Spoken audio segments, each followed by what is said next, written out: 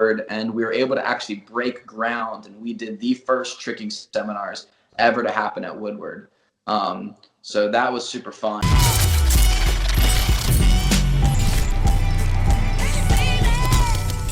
What's up, guys? Today's guest is the creator and founder of Shapes. Please welcome to the JAMCast, Mr. Adam Devenport. What's up, man?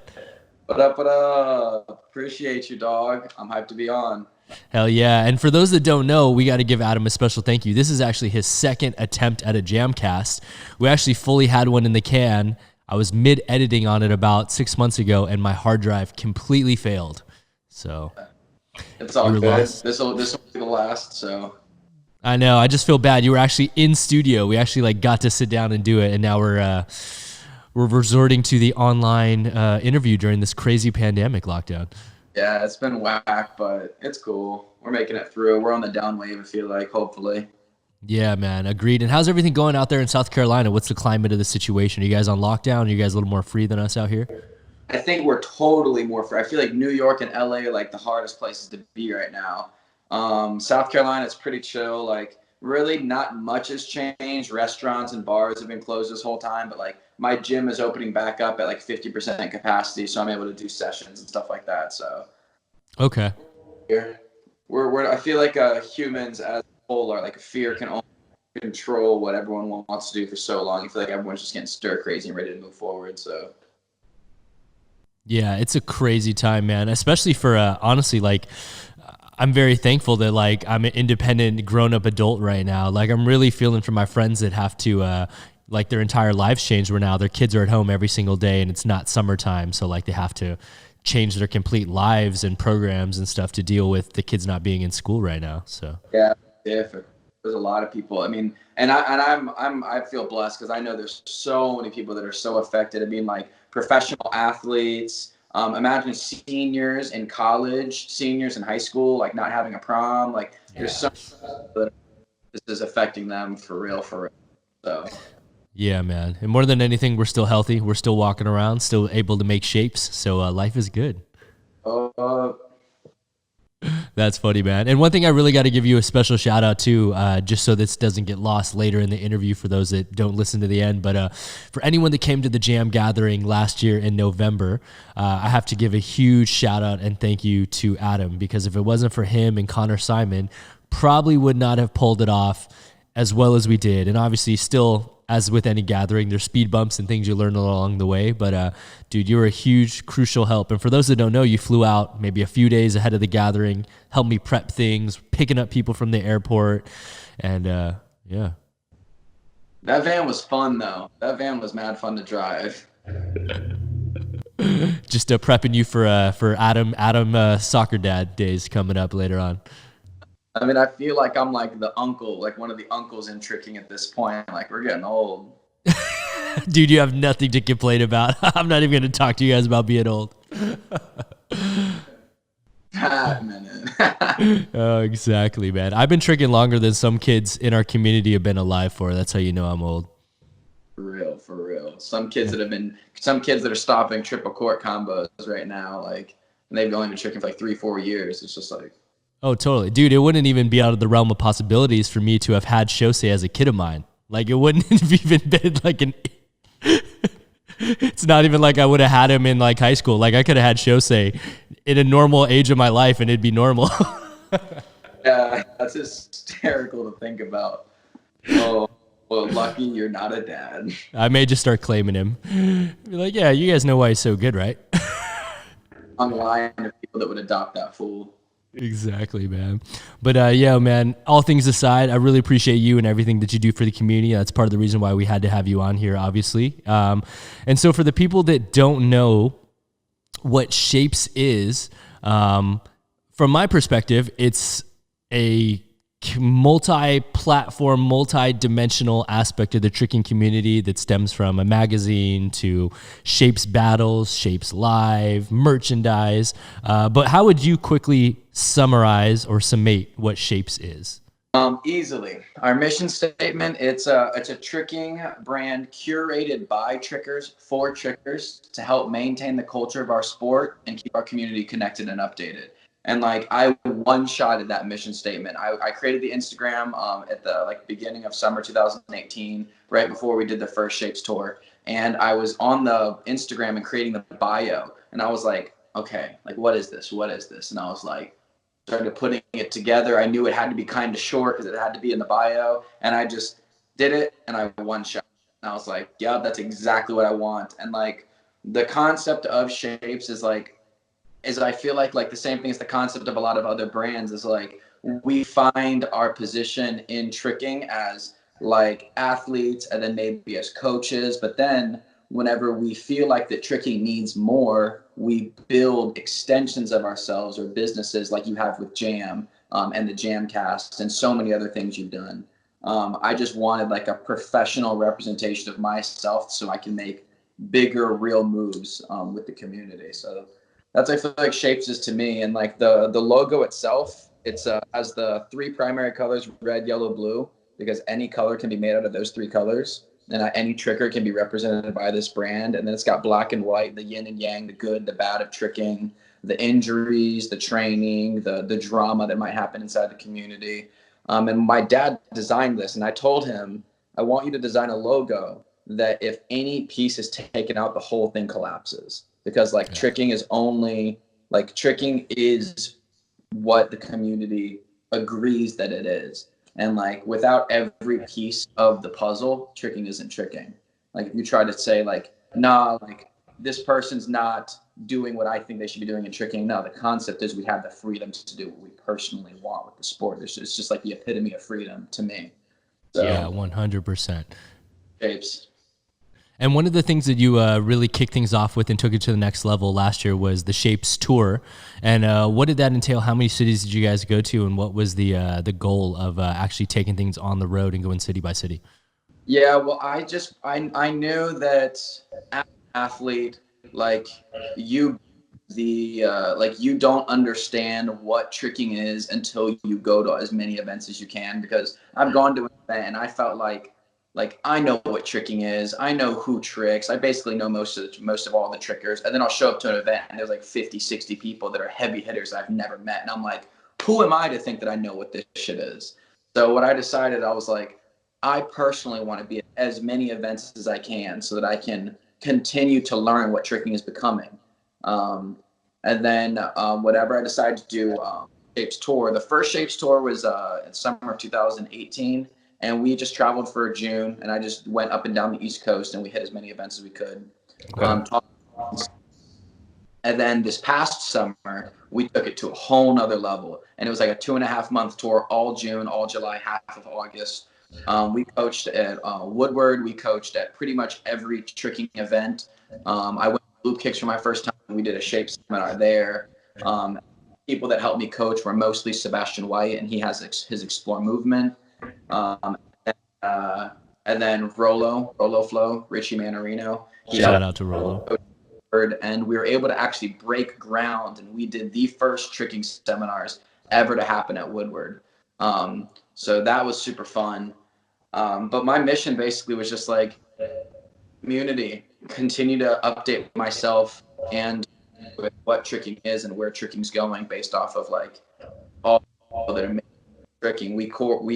We went to Shapes went to more events than any other tricking brand last summer, and like I just tried to have a real presence, not like an online presence, not just like my Instagram, not just my Shapes. Like I wanted to actually be there and talk to people, and I spent countless hours just preaching to people what I felt like tricking needed and what I really want to do with Shapes and like my aspirations and goals. And I feel like that's like the real way to get in touch with the community and the people in it is just go to as many events as you can, like connect with as many people, converse and kind of talk about what I feel like tricking needs, and I get to hear what they feel like tricking needs, and I get to try to do what I can to let Shapes kind of be the vessel for them to express themselves through tricking. So that was kind of the intent.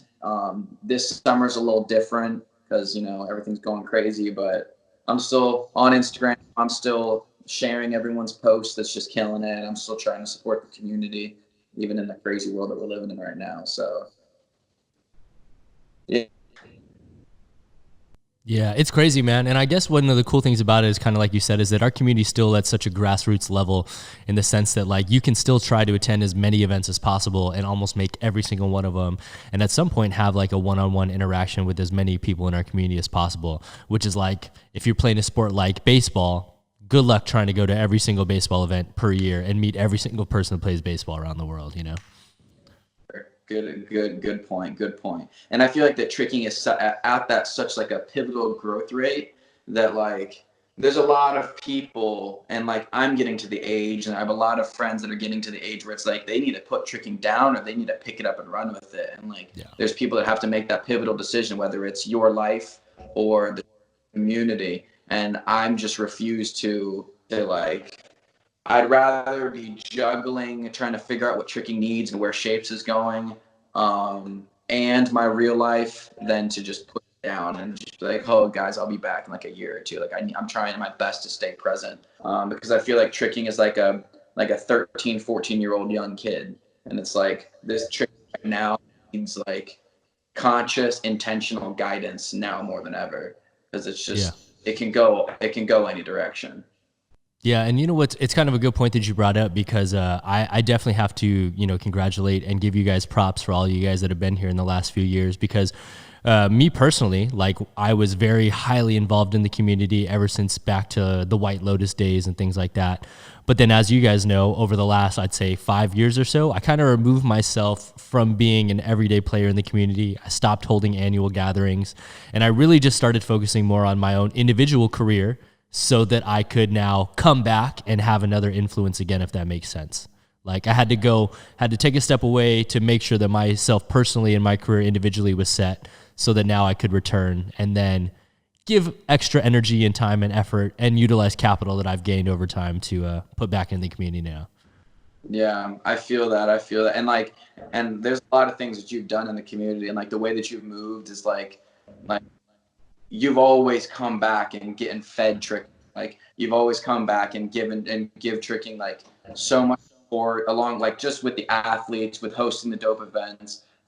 Jam, like the Jam Instagram is like I love it whenever I see like, yo, happy birthday to so and so, and it's a video of them tricking at the thing. I'm just like, dang, like you were just so involved and so present with like what's going on and like who's in the community. It's like what makes a difference whenever you grow older and then you have like those old homies that like hit you up when it's your birthday and you're like, dang, like they didn't forget about me, like they're still out here. And it's like you're doing that to so many different people, and Jam the Instagram is just so present and always posting, and I'm just like, yo, like that's what we need. Like I mean, you know, like Jam's one of my favorite tricking brands, like Jam for the culture, Torque, like obviously Shapes, like people that have just been around and they're just relentlessly here for the community, even though the community doesn't always have a good ROI. Like we're just out here trying to feed. 100%. And it's really funny that you bring that up because for so long, a lot of the criticisms that people like yourself and I used to get back in the days, way back in the days, was like, you guys are trying to commercialize our sport. You guys are just trying to come in and make money off it. And deep down inside, I'm like, if you guys actually ran a tricking based business or a gathering, you would realize there's really not a huge return on investment like you just pointed out. A lot of times it's unheralded work, unheralded amounts of time and effort gone in just to literally bring out a great experience for everyone that's attending. It's not really a money-making thing, you know? Yeah, we're paid back, but definitely not with dollars. Like, we're paid back because like Shosei comes in and does some crazy stuff, and it's like that made it worth it. Or it's like Jam Gathering was a lot of people's first gathering. Like some elite movers and parkour and free runners that are like in the area and that have like shown like a prominent presence in the area for a long time.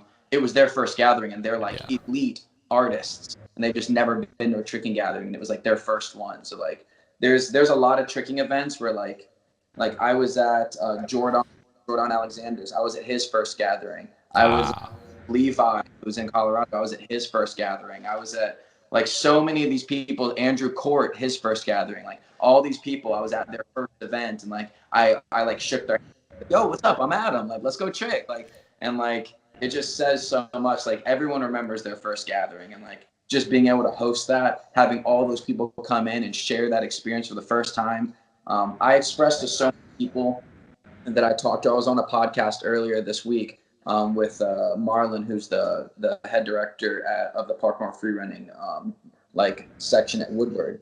And I was just trying to tell him how personal tricking is and how like intimate the sport is. I mean, like when we're at a gathering, what do we look for? A flat ass floor as big as can be, and we just are going to session. There's nothing between every single person there and myself. Like you can make eye contact with anybody in the room. Like it's so personal. And then whenever we're tired, we're just laying on the ground, hanging out with each other, like stretching, just conversing, talking about thoughts, concepts, ideas. And it's like there's really no barrier between like each other. So like it's super personal, it's super special. So whenever people come to their first gathering, it's always unlike anything they've ever been a part of. Like they're just like, damn, this is different. This is just different. Yeah, man. And that's probably one of the biggest L's that the tricking community is going to take during this pandemic and this lockdown is the elimination of all of these large scale events around different cities around the world that literally bring people together from all different walks of life. So what I was saying is basically that like trickers like are so innovative and so able to like step away from the community and pursue a hustle, pursue a skill, some sort of trade, and then bring it back to the community. So we're pretty light on our feet. We're pretty like innovative as a community. And like Brian with Heart, he's doing online training battles, and that's super cool to see that taking off. I've considered doing some online battles with Shapes, and then and like seeing Luis's birthday was a couple days ago. I know that Jam posted a clip of him. But they like it was really cool to see on Instagram all the homies come together and like do a grass session and just to like with him just to be like, yo, happy birthday. And it was cool to see like a little bit of the community come together.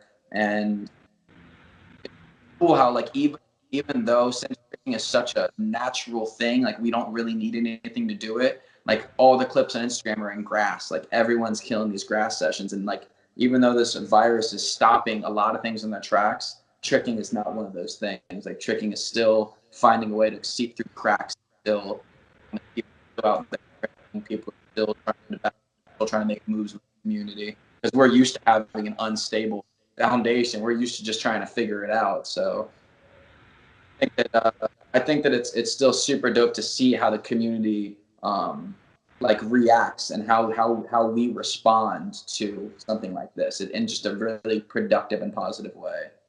Yeah, we're definitely lucky that we're living in a digital age or a more advanced digital age that tricking is continuing to rise while technology is continuing to improve and increase. Because, you know, for everyone that knows old school origins of tricking, we didn't even have YouTube back then. It was just seeing people at tournaments. Then it was byling.com, then trickstutorials.com and the forums. Now you literally can log on Instagram and keep in touch and keep track of everyone's moves. You can watch their samplers on YouTube. You can even, you know, like you said, do battles online via FaceTime and Skype and stuff like that. So it's definitely a lot better time to be a tricker now than it was before. It's crazy, man. It's super crazy. And now, if this pandemic hadn't shut down these gatherings and stuff like that, one of the big things that you've been involved with in the community at these different gatherings and events is hosting Shapes Live battles at other third-party events. And that's something that's kind of unique because in the past, let's say, 20 years of tricking gatherings, whoever was the host of the gathering would host their own events, their own game, so to speak, and their own lineup and schedule of events. But one of the things you've introduced is actually taking the weight off of some of these gathering hosts and holding your own battles. And that's one thing that was a great relief for me on Saturday night of the Jam Gathering this year was being able to turn over 2 hours of the entire night to you to let you stress out and focus on running things. And so what are Shapes Live battles? How do they operate? And what success have you been seeing with them as comparative to the old way of battling where we used to have live judges?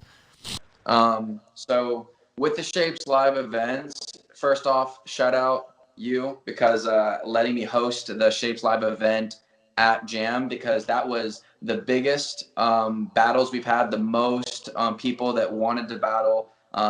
We had the biggest view count on the live stream. And shout out to Neo Gathering because Jam was the 5th Shapes Live event we've had. But Neo actually kind of like gave me the platform to cultivate this concept.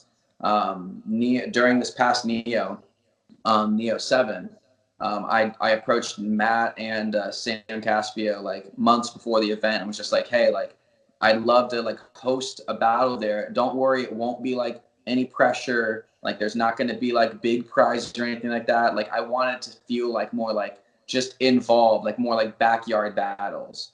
And it's by the people for the people. So I used Instagram as a voting platform so that we don't need judges. And one of the special things I feel like that helped that is, instead of it feeling like that these athletes are tricking for these 3 or 5 people in this one spot, there's a huge circle around the floor of everyone, like it's an actual gathering, and then you're just battling. So like, you're not battling towards a direction, you were just out there. And it's just like, it felt so much more natural, as battles like have always been kind of, there's a focal point to who you're trying to impress. But really, if the community is voting, you're just trying to impress the community, just like you would in a. So I really liked that. And a bunch of people, whenever there's judges, like if the judges are like make a call, or it's just, there's a lot of battles that are difficult to judge because judging is so hard.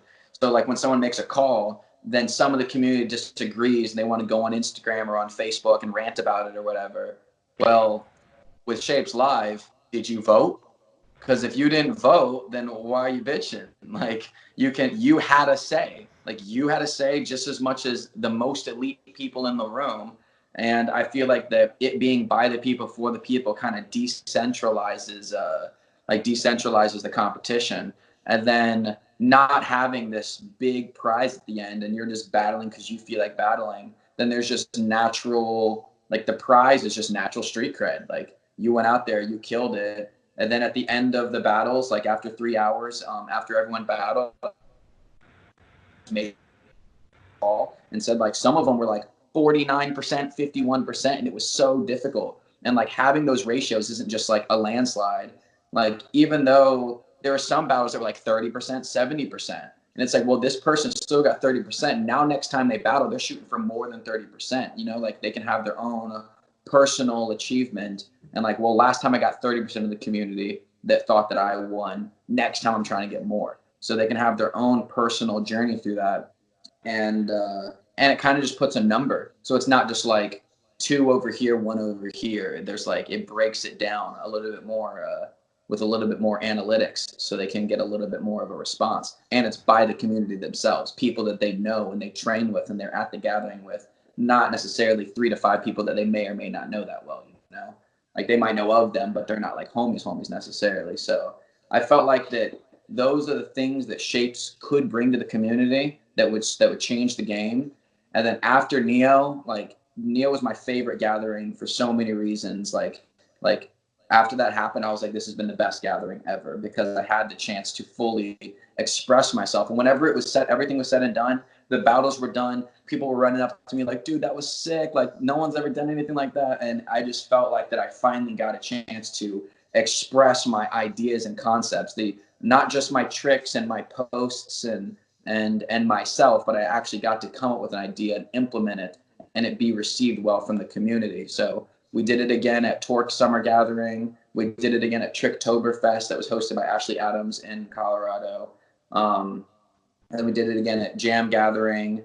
And it's just been amazing, this whole, and it's been a huge learning process for me, because it is difficult and it is hard to try to figure it out. But I've been working through this coronavirus. I have a lot of plans with Shapes Live once these events start coming up. I've been connecting and really pulling some strings with people that I've been holding favors out for a long time, and just be like, hey, I'm ready to do something big. Like, remember that time you said that you're down for me to hit you up to do something big? And I've been really pulling things together. So Shapes Live is really going to make a presence very soon.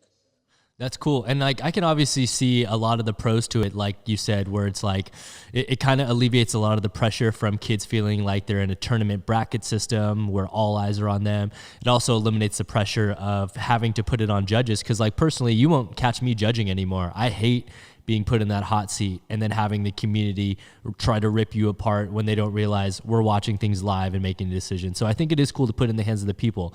One of the questions I have as a result of that, though, is that you obviously can run the risk of it becoming a popularity contest where someone can literally strictly win because they have more followers than someone else, or they have more friends that are on IG at the time. Just from someone that's been on the back end of it, where you're looking at the results and seeing the battles, have you seen that overall the public voting has correlated with the correct winner in your own personal opinion, or have you seen it sometimes been swayed by the fact that it's a quote unquote somebody with no following compared to someone with a lot of followers? That's a really good question. That's a question I had to ask myself after the first couple of lives. It also says like triggers.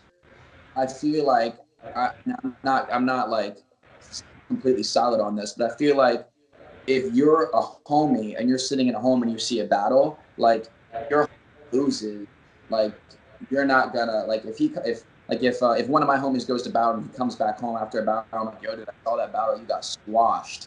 Or like I feel like that triggers really do, and since tricking is just a direct correlation of like if you haven't landed it, you don't got it. And if you do a battle, like no one wants to give people credit for an under twisted trick.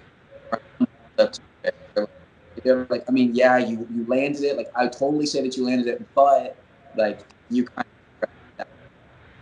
of, but like props for doing that either way. So I feel like trickers are pretty much real with each other. When we cut off the voting at 11:30, then it more focuses on the people that were at that event that watched the battles happen. The voting is more focused on people that were there that did see it, and that's why you hear me on the mic screaming like a crazy person, vote, like this doesn't work, and like all y'all vote, you just watched it, you just saw it, like you know what went down, go vote. And we cut it off before it, and then there's a cutoff time that's like, all right, this is the final vote for this competition, but then the voting stays up for 24 hours, and we way. The only real issue that I've seen is whenever people, since they know the people that are battling, they have those underlying biases because they've been tricking for less time than this person, or this person's a girl, or this person's young. I want to correlate community. The battles are voting from these tricks and these combos compared to these tricks, these combos. Like no underlying bias. And that's what you do as a judge, is you try to eliminate your bias. I think the more that we do this, the better the community gets. Yeah, hopefully over time people will become more informed and more well-rounded in their judging criteria, and also take into the fact that they would want to get judged fairly as well. But I guess that makes sense. Yeah, I mean, not perfect. Not perfect at all. I feel like it's special in a lot of ways, but there's a lot of adjusting to do. I want to get a lot more brands involved so that like it's a lot more participation oriented. It's a lot more about the involvement of as many people that want to be involved, and that's something I like about it, because there's some kids that they've never battled before, but because they knew that they're just going to have to battle once for 1 minute against this other dude that's about his skill level, it makes them feel like confidence enough to step out there in front of hundreds of people, online and there in real life, like at Jam. And they battled for the first time, and everyone was sitting down, and like, in what other situation are these newbies, like these new trickers, going to be able to have the attention of everyone like that? Yeah, 100, man. And I guess one of the things that's kind of funny about it, though, is that there are times where I could see this is super advantageous, and that there's times where I could see that judges would be advantageous. And one of the things I got to bring up to you and ask you about is, do you think you would have won if you did a Shapes Live during your Webster battle when you beat Michael Guthrie? No. Actually, I don't know, but I just think that like the people that, like, I mean, if I was at home, like, I don't even know. Like, the other thing is like Mike literally threw in the hat. Like, he had a hat, he tried to do his trick again, and then he was like, screw it, and just threw it in the audience and just kind of walked away. And he kind of just like Like he could have tried a couple more times and maybe won, but like he was just like, Adam's got it. And since we're homies and since we weren't taking it that seriously, he was like, whatever, Adam won, blah blah blah. But I was like, yeah, I won. Like how many people have beat you? And no one has beat him for like 6 years before that, and like since. So like I'm just one of the. I only dethroned him in a small aspect, but still. But still, claim to fame, beat Michael Guthrie in a battle, somewhat. Exactly, with the ring light reflections. Oh, that's funny, man. And so, like, with that being said, though, it's a perfect segue for me because one of the things I feel like I have to ask you about on here, otherwise I'll get killed, is what is the secret to the perfect Webster? Because it's one of the moves that you've definitely been closely associated with. And not to say that Adam is the master of the Webster, but let's be honest with you, you have a really, really easy and clean one, and you land light. So what in your mind makes up a good Webster? So I watched your JAMCast with Bailey, and you said it. Bailey, like, got to the root of it. I've done more, like just done more. Like Bailey's the king of corks because he's done more corks than all of y'all, like easily. And I got obsessed with it. I mean, it's just like an obsession. Like, it's not even like I never thought like I want to have the best Webster on the planet because Anise is in the game and Mike is in the game and all these people. Like, who am I to try to like put my Webster next to anybody's? So I would just be in a session and like I remember it happened in like 2013, 2014. I was training in my grad and I did a web and I was training. I just did a Webster. I was like, oh no, I can do better than that. I did a Webster, I can do better than that. And then I did my first perfect Webster. Like I remember the day. I remember the time where I did my first perfect Webster and I landed at the very end and there was no like land stand up. There was no land too high and fall down. I like literally landed and my foot just came and like landed and my other foot and just landed perfectly. And I was like, oh, I was like, that's what a perfect Webster feels like. Then ever since that moment, if I'm ever going to do a Webster and it's anything less than perfect, I'll do it 15 times. I have to catch that perfect one. And then the years went on, then it took me 3 or 5. And then as the years went on, it took me like 1 or 2 if I'm on spring floor. And then the years went on, and I can do a perfect Webster. Like I went to the gym last night, and I haven't stripped in like 3 weeks because of my ankle, and I was like, hold on, I need to check. And I did a Webster perfect like, for the first one, like, and I was like, hell yeah. And then it got to a point in time that like my Websters were perfect first time on spring floor, but when I went to grass or went to concrete and I had shoes on, then it wasn't always perfect for the fit. It took like 3 or 4, and then a couple more, and even now. Like I'll do a Webster. It's normally perfect first try, but like sometimes it takes me 2 or 3 tries. But even to this day, if I don't hit a perfect one, I'm gonna stand in that exact spot and go a couple more times until I catch that one. And like that, of just having that, like knowing what I can achieve, and then not stopping until I achieve that every single time I try to. So I have like I mean I'm really picky about my tricks. And I'm glad. Like I'm really picky about my toe point. I'm really picky about a lot of different aspects, and that's why my tricking looks like it does.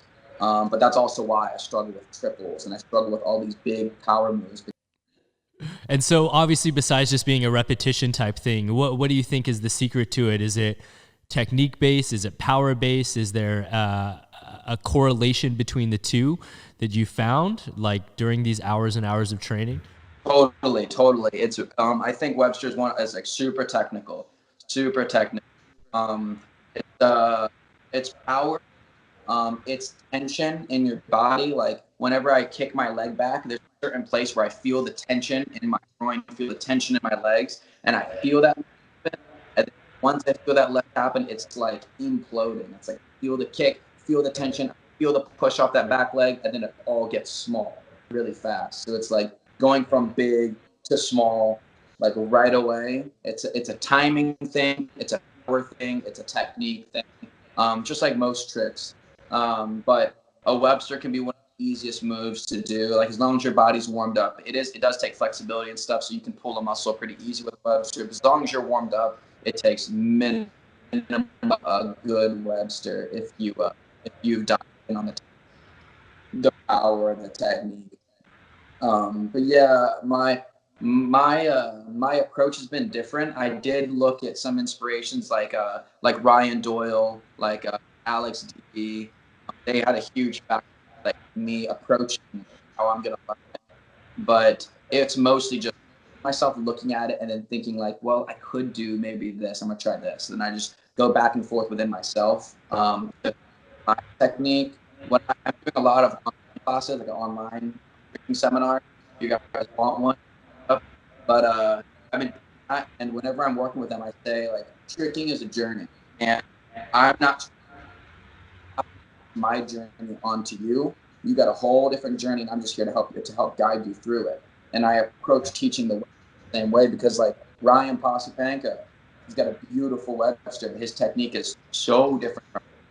So I work with like athletes to try to help them do their version of their best Webster, not necessarily copy my technique. I'll see what they're doing and be like, hey, maybe try this, and it goes off of my oftentimes.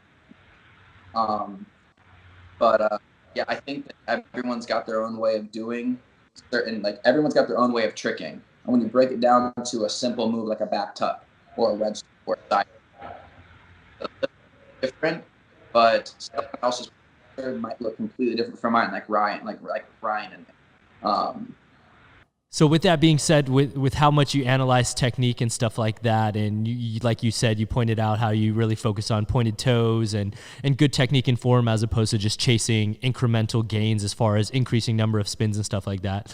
What was your background that got you into tricking? And what do you think has been single-handedly the most important thing to develop your style? Is it watching playback on video to analyze yourself? What like tips and tricks do you utilize to improve your own self? So I got a black belt whenever I was younger. I did martial arts from like 11 to 14 in Taekwondo. And then I did a bunch of other sports. So I've always been able to be athletic. And then I did parkour and free running when I first started off. And then I started coaching gymnastics like the same year I found tricking. And then I also had a dance background from 2011, 2012. I took dance classes, which taught me like toe ball, heel, leaving the ground, pointed toes, full extensions, like the aesthetic of movement versus like just the skills. Gymnastics and coaching that kind of helped me with understanding proper technique, like the best way to get the most height, how to set, all those kind of things, how to lift with your hips. And then it kind of is just like my brain. I've always wanted to be well-rounded. I've always wanted to work on my weaknesses so that I can be a well-rounded tricker. And then kind of putting all of my influence together and put it into tricking. And I had like, I guess, a perspective that I wanted to perceive myself. Like I imagined the kind of tricker that I would become. And I kept focusing on like making sure I didn't leave much of tricking behind, like much of the skills and the tricks. So I've done my best to be like well-rounded and focus on technique. But like you were saying, one of the biggest influences with me is the playbacks. It's just like recording myself and looking at it because after coaching for 10 years now, I've learned that there's a huge disconnect with a lot of athletes with their brain to their body. Like, it's like whenever you take a picture and you're like, oh, I probably look so good. And you look back at that picture and you're like, wow, I look terrible. Like, why was I smiling like that? Like, I look so dumb. But it's blown up. Whenever you're talking about a video, you're talking about hundreds, if not thousands of pictures. And I break it down and I'm like, why did I stop lifting my leg right there? Or why did I flex my foot at the bottom of this? Or why in my cheat 7, like, was I flexed and then I pointed? Like, that was just weird. I don't like that.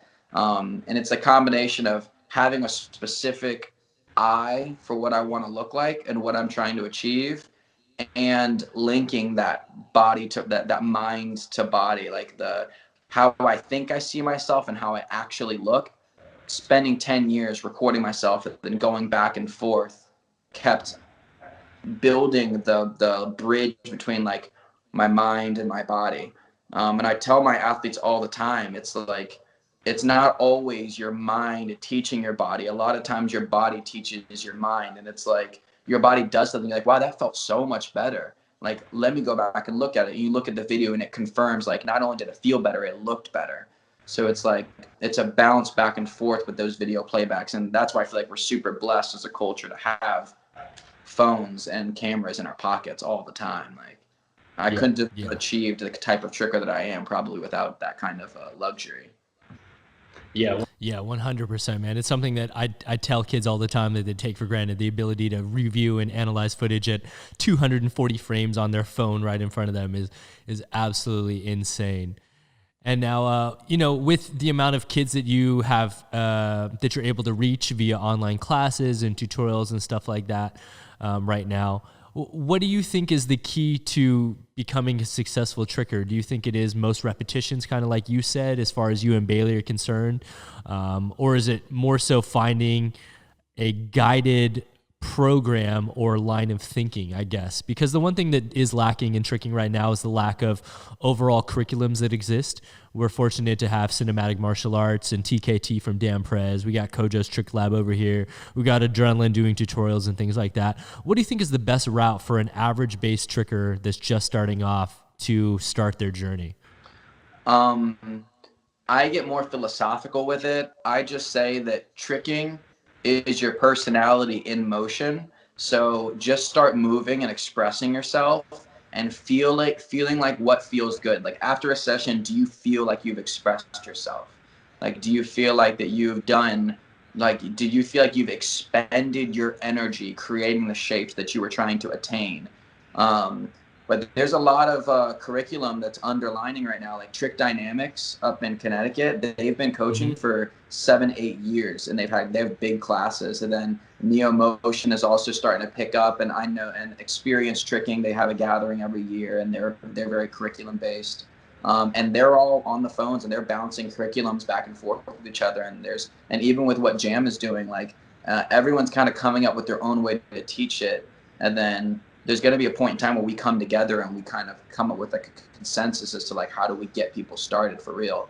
But from my perspective, in the world that we live in right now, I say utilize the tools we have. Mastering Tricking with Brendan Morrison. He's got hundreds of YouTube videos absolutely free. You can go check that out. Kojo's Trick Lab. It's way worth the subscription to have all access. Mike is on there. Ethan Turner is on there. Kojo's hit me up about doing a Webster tutorial, which I've confirmed that will be coming soon. There's so many people on there that are just helping you think about it in a different way. So we have so many tools to utilize to get started with tricking.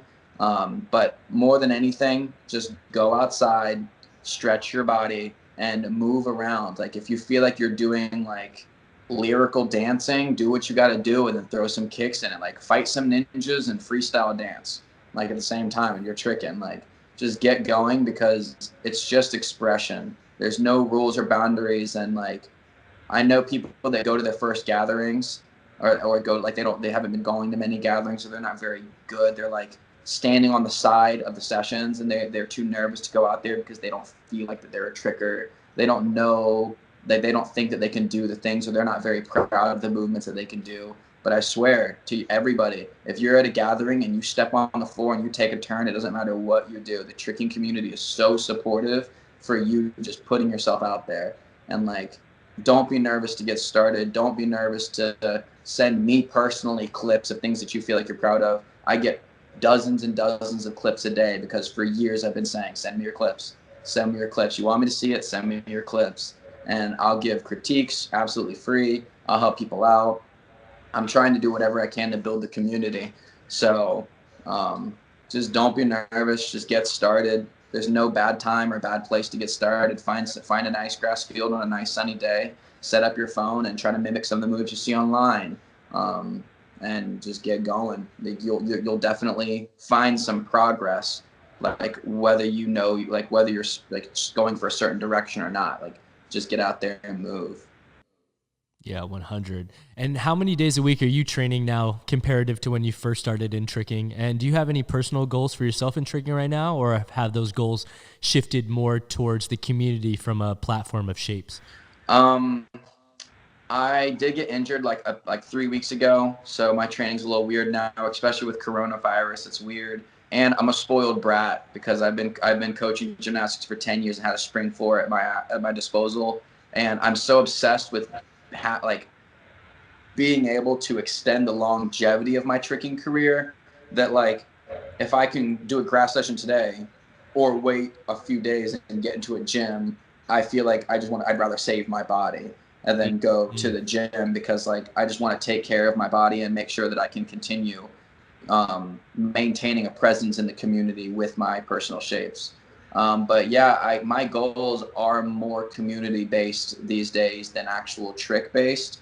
I'm still hunting for tricks. Like I haven't done a dub in like almost like a year or something like that. I've only done a dub 6 times, and like I'm glad that I have it. But some people are doing, like, I know that people have done dub like ×6, like Johan, like Yeah, and like it's nuts. So I understand that tricking is about the relentless progression of your personal self.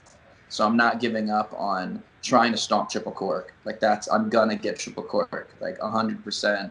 Like I don't know what setup exactly. I'm probably thinking like G switch, but I don't know. I want to land triple cork. That's like a life goal that I have for sure. I'll die a lot happier if I can just land it once. But I know once I land it once, I'm going to want to combo into it. And like, I know how the whole game goes. So I'm just playing along, doing what I can, staying healthy, staying moving, and then given the right environment and when my body feels good, I just continue to progress. I mean, even though these big moves are so like elusive, they're so esoteric, like things that maybe I'll one day accomplish, I'll still go into the gym and do things I've never done before every session. Like I'll still go into the gym and like get a new G switch record, get a new cork record, or do like 1-0-1-0-1-0-1-0 dub, like just add an extra 1-0.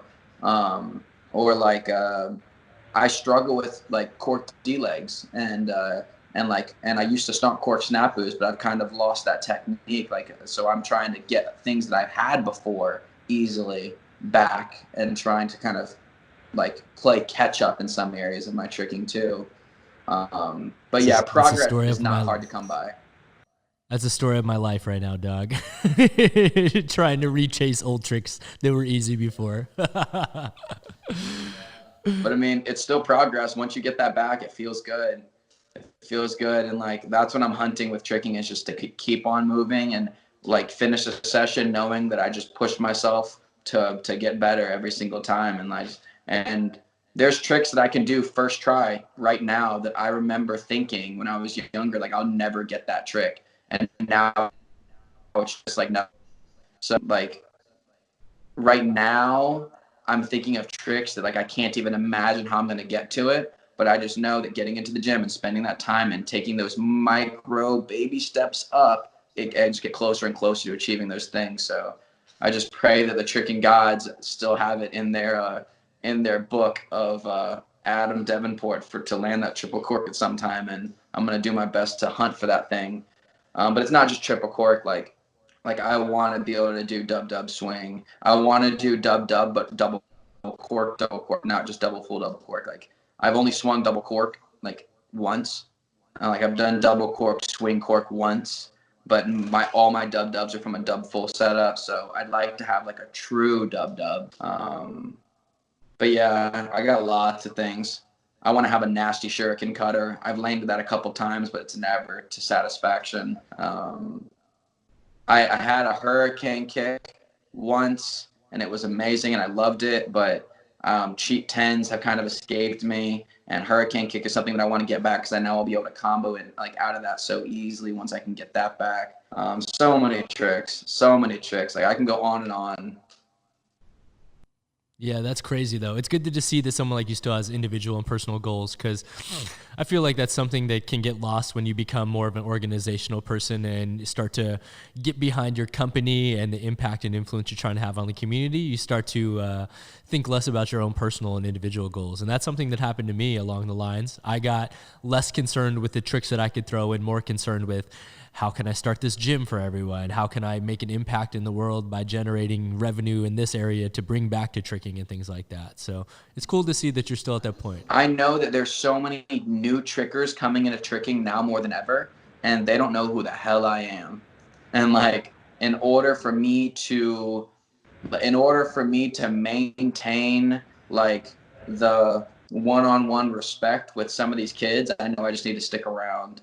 And like, I'm only 26. Like, I'm so far from retiring. Like, I want to be still progressing until my like late 30s.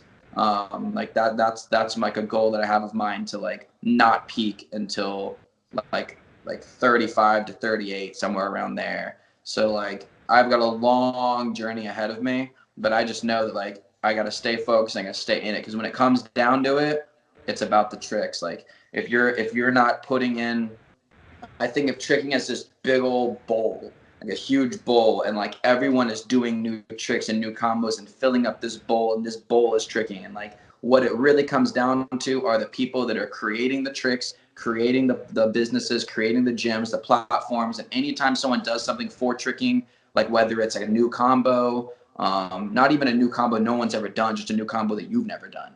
Like, anytime someone progresses, it adds to the pool. And anytime a new gym opens, it adds to the pool. And anytime like we get a new tricker that comes to their first gathering, we add to the pool. And I just want to be adding to this pool in every aspect that I can, from advancing myself, advancing my local community, advancing like competitive platforms, like finding other ways to connect the community, and things like this, and just sharing my philosophy with what I believe tricking has become and what I want tricking to continue to grow into.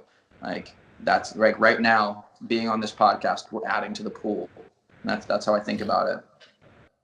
Hell yeah. And one of the things I got to ask you about too is that I know a lot of kids always dream about having as a tricker. So I just got to really quick ask you how you guys came about it. But how did you guys come across having your own spring floor? Okay, this is a funny story. So if anybody remembers Red Bull Throwdown 2014, Scott Browder was battling with Team Toast, is what they called it, and he did round off double back to his neck on that floor, right? So later on down the line, Bailey got sponsored by Red Bull. And then even later on down the line, well, Red Bull stopped throwing events. I think they threw like one more event in Tampa, or they were going to, and they had a spring floor in Tampa. And then they hit up Bailey, and they were like, hey, like, I think he was still sponsored with them at this point. They were like, hey, like, we have the spring floor. We're pretty much done with it. Like, do you want it? And Bailey's like, definitely. So they mailed it like from, I don't know if I'm right or wrong, but Tampa or Miami to LA, and then Bailey and Jack and Z and all of them, they put it in the house that they were renting. Yep. And that's where that was. And then they were doing it. Apparently the landlord found out and said, hell no, as every landlord would. And then they had it like they had it like in a storage unit or whatever. And then Bailey's like, all right, I need to send this back home. So he sent it to South Carolina, where it was just sitting in the backyard of one of their of the house that they were at, that they still had here. And then there was Jack's old house, and then Jack's like, yo, I'm about to sell this house. We got to move this spring floor. So it was around Christmas time this past December, and Bailey called Scott and said like, yo, I got a Christmas present for you. Scott, who like necked on the floor on this exact floor like 6 years ago, and said like, yo, if you can get the spring floor and move it, you can use it. You can have it. Like, we could like a partial ownership or whatever. I don't know what their deal is, but we can get it. Scott called me up and said, we got a floor. I said, let's get it. Posse just moved down to South Carolina at the time, and we all just rented a U-Haul. Well, Bailey rented us a U-Haul. He hooked it up. And then when we got the spring floor, we threw it in the back of the U-Haul, went over to Scott's. We put a third of it in his backyard, and the rest of it is sitting in his garage. No way. So it's only a third of it's out there right now. Yup. Dang. So that's crazy. Technically, you guys have 2/3 of a floor available still. Yeah. It's an interesting floor because it's like the springboard and then the springs. That's what it is. And then they just have like those metal brackets, like there's H brackets that hold the boards together. There's no top boards. Oh, wow. It's on the top. So we have like strips of Velcro that are holding the boards together because they have like soft Velcro on the top of these boards. And then we just have strips of the hard Velcro and we just have it gridded. So it's all holding it together. And then we just have one thing. So it's a pretty bouncy floor because it doesn't have that extra layer of wood. Yeah. So it's dope. It's dope. I mean, we're tentative. We don't know exactly how long we can keep this floor there, but we are rocking with it for now. That's super funny, man. Make the best of a situation while you have it, dude. I know kids around the world would kill to have their own spring floor, so it's like, live it up while you can. It's weird because like I went into my gym because my gym's kind of opening back up. I went into my gym and I have all this space. I'm like, what am I supposed to do? Like I feel like I'm like in the middle of an ocean. Like where do I go? Totally. It's so funny. The guys in Colorado just got their mini floor too. And I'm looking at it. I'm like, dude, if they can bang out combos there, when they go to a normal floor, they'll be just wilding out, you know? Yeah, yo, and if you guys want to donate to make that floor bigger, I saw an Instagram post today on Jordan's page that just says like they're taking donations to build the floor bigger. So like if the community can go and contribute a bit, they'll make that floor bigger. They got like a top deck they might put a floor on. So like they got space in the yard. If they really make that thing big, they might put it where the trampoline used to be, or like where the trampoline is now. They might move that and make it big right there. Have a whole setup. And I mean, if I had all the money, I'd send them a couple hundred because like those are some heavy hitters that live under that roof. Yeah. I love that. Continue to hunt some tricks. Yeah, hopefully we keep seeing good footage come out of those guys over in Colorado. So go help them out if you guys got the chance. Go check out Alex Kerwood or Jordan Alexander's page and go help those guys out. For sure. That's cool, for man. Sure. Necessity. We need them to have as big floor as they can. Exactly. And so right now, I know that you're even taking time out of your day at work to help us out right now. So what's the current focus of your life? I know you've always been someone that not only has been involved in shapes, but you're just constantly hustling and trying to work and grind and stuff like that. And I think it's an important thing to talk about because a lot of kids, when they're younger and tricking, all they have to focus on is just wake up, go to school, trick when I want to, come home, make mom and dad happy. But obviously you're at a different stage of life right now where things aren't just given to you. And so what's your current focus right now? I'm currently sitting in our solar office. I've been selling solar on and off for the past 3 years, like solar panels, renewable energy, trying to help our environment. I go around and we get calls from people all around our town that are looking to get solar. We go and give them like a savings report, show them how much money they could save, how much of the environment helping by going renewable energy and getting solar. And it's a commission-based job, so it's just the epitome of a hustle, and it's really good sales experience. And it's just like it continues to cultivate the professional side of myself, so that I can better go into tricking with that refined professional version of myself. So I appreciate this opportunity. And a couple of my homies that I've been friends with for like 7-8 years, they own the company. So like it's just like a really good squad that we have here. And then I don't know how much I can say because I haven't even talked to them about like putting anything public up, but don't get in trouble.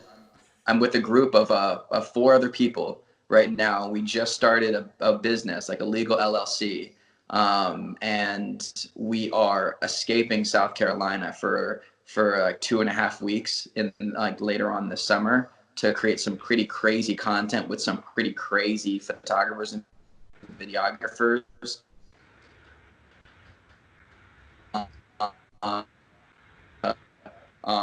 We got some things that we're cooking up, and just another idea that I've had stirred in the pot for a minute, and it's just been waiting to arise. So it's going to be a big blast on social media.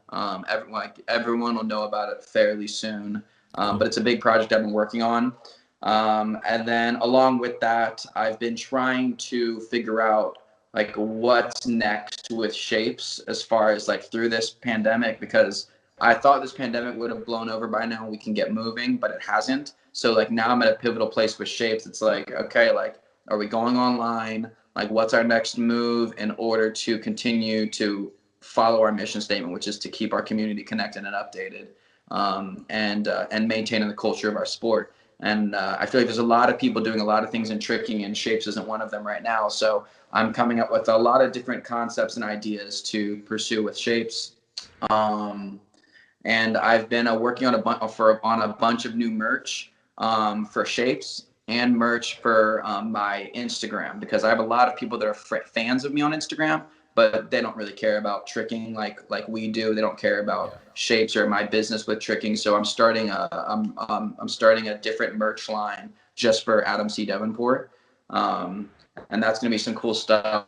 I'll be able to give other people an avenue to support me through that. And then I'm also creating a concept like merch oriented for a lot of what is it called? Underrepresented trickers in the community, like some pro athletes, some young bloods, and I'm hitting them up and working on doing some merch for them as well. So I got a handful of things going on. I just made an Instagram post today that just said like I have my hands in so many things that it's hard to like dial in my focus at times, but I refuse to put down my passions. Like I just want to continue doing everything no matter how scattered my brain feels most days, because I can't not do everything. So I got a handful of things I'm doing. Instagram is still something I'm pushing. I'm on TikTok now, so hit me up. Got like 3,300 followers. Let's keep climbing. YouTube is an avenue that I've wanted to get back into. I dropped the first Shapes tour. I dropped 14 episodes, vlog style episodes of the tour in 2018. Since then, Shapes YouTube has just kind of been on the wayside. There's only so many things that I can like really commit to. So I'm all over the place, but I'm getting some good foundational steps like towards what I'm trying to do in a lot of aspects. So lots going on. Hell yeah, man. And and I appreciate you taking time out of your busy day and dealing with the technical difficulties we've dealt with on this one. We'll have to bring you into studio when this all ends. But with that being said, I want to let you get back to work and stuff. But one of the questions I have to leave you with that we ask everyone, and you kind of touched on it in some ways, so maybe make this a little bit more just personal as opposed to tricking based. But where do you see yourself in 5 years from now, and where do you see yourself in 10 years from now? That's a big one. I think about that every day. 5 years from now, I see myself bringing a lot of the tricking community to South Carolina, like creating a community around here locally that would give a lot of sense of belonging for a lot of trickers, kind of what Torque is doing. And I just want to, as a coach, I know I'm going to be coaching for the rest of my life, so I want an avenue to be like a life coach along with a tricking instructor for a lot of like the new kids that share the same passion as I do. So 5 years from now, I want to have like an actual brick and mortar, an actual spot that people can be coming to.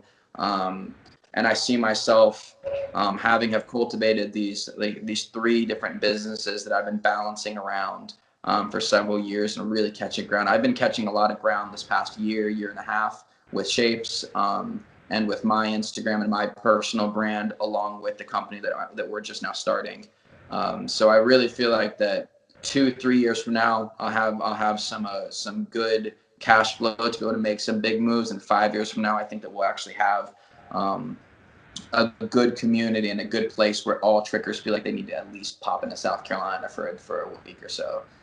10 years from now, I don't know how exponential my goals are going to start climbing, but but I think that my dream is to have like a neighborhood, like a small neighborhood, because I'm really connected with some builders out here as well that do real estate, that build houses, and we're connecting with one of the top builders in South Carolina, so that every new home in South Carolina is going to be built with automatic solar on it. Okay.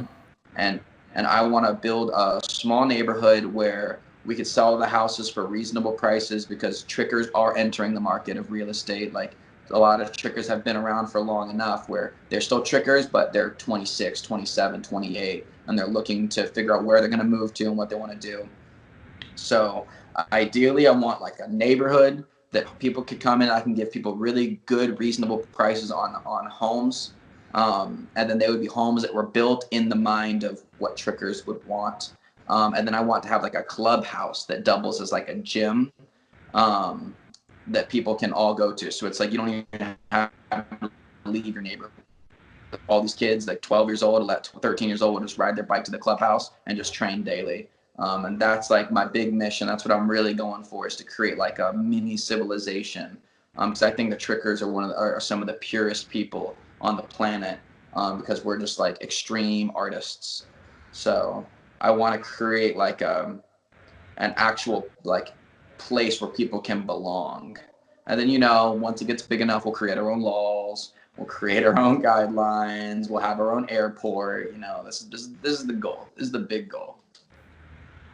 Little utopia, I guess. Yeah, utopia. A little one. But maybe 10 years, maybe 25 years. We really gotta scope it out. And I'm not one to try to predict my future, because like we can die tomorrow. Like the whole human race can just pop tomorrow. Like we have no clue. And my dreams continue to mutate, my aspirations to what I feel like the community needs. The more that I listen to the community and I go to these events, the more that I realize what we actually might need and things that might be completely different than what I originally thought. So I'm open to have my dreams shift, but that's kind of been my focus for several years. It's kind of been like the big dream that I've wanted to try to accomplish. And the South Carolina market and the real estate market, it's so realistic. Like, if it's equivalent to buying like a big mansion in LA is getting a little neighborhood in South Carolina. It's like, so it's not as unrealistic as people might think. But it's going to be, it'll be a big accomplishment if I can get there soon in the next decade or so. Hell yeah, dog. That's awesome. We're all looking forward to seeing what happens, and, we'll all keep track of the journey. With that being said, though, can you let people know where they can continue following you and stay up to date with not just you, but also Shapes? Absolutely. Instagram, Adam C. Devenport. And then on TikTok, Adam.Devenport. And then on Shapes Mag. It's just like Shapes Mag, simple, on Instagram. You can check that out. Shapes of Tricking on YouTube. Adam Devenport on YouTube. And just follow me. I appreciate the support. It is a crazy journey. I'm posting all the time, and I try to keep as up to date with people that support me. So if you really want to know what I'm doing with my life and what steps I'm taking, I'm pretty transparent as things that I am or am not accomplishing. So hit me up, pop me with that follow, turn on the notifications. Hell yeah. And we'll be sure to throw everything on the screen and stuff like that. And more than anything, man, I appreciate you making this happen for the second time. Hopefully we're able to get around some of the technical difficulties that we experienced in the middle here to get this episode out and let people hear your opinion without too many flaws in the audio. And worst case scenario, we'll just have to bring you on for a third time. Third time's a charm. Absolutely. I'm excited. I mean, that we're always doing new stuff, so we always got new stuff to talk about. And we got a lot of old stuff we got to talk about too. True. Like, tricking's come from such a weird place and such a crazy place. Like, we got to backlog some stuff. Yeah, 100%. I agree with that, man. But more than anything, man, I appreciate everything you've done for me personally, helping me out with things here and there, projects lifted off the ground, Jam and beyond. And thanks for everything you're doing for the community. I appreciate it. And I know that on behalf of everyone else, they do as well. Thank you, my brother. Thank you for everything you do for the community. You're a legend. No doubt, brother. And as always, guys, just please be sure to hit that like button, comment, subscribe for brand new episodes each and every week. Join us every Monday for Jam Breakdowns and every Friday for a brand new JAMCast, interviewing influential members of the movement community like Mr. Adam C. Devenport himself. So with that being said, guys, I got to give a very special thank you to our guest this week, Mr. Adam Devenport. And as always, guys, coming through, I'm your host, Travis Wong. Thanks for joining us here on another JAMCast. Until next time, we'll see you all soon. Peace.